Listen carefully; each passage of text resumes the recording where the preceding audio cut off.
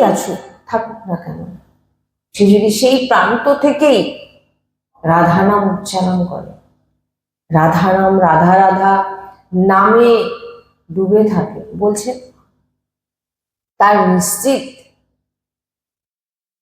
তার কোনোদিন অকল্যাণ হবে না, সে শ্রীজিকেই প্রাপ্ত হবে।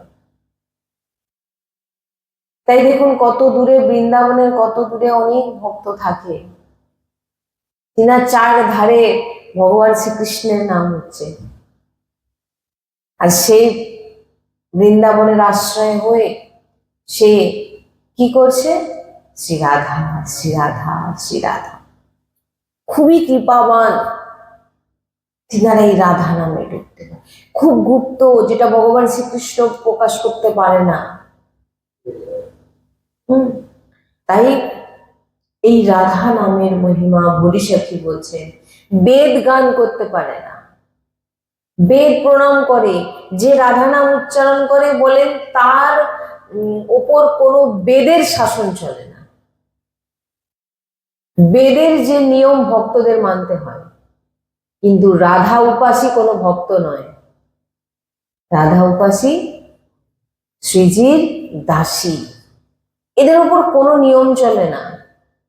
বেদের নিয়ম, শাস্ত্রের নিয়ম সব মানতে হবে ভক্তদের জন্য, কিন্তু রাধা উপাসীদের জন্য কেবল আর কেবল শ্রীজি, লাডলির দাসী, লাডলি আর সহজ সুখী সহচরী, তাদের উপর বেদের যে নিয়ম কোনো কিছু লাগু হবে না।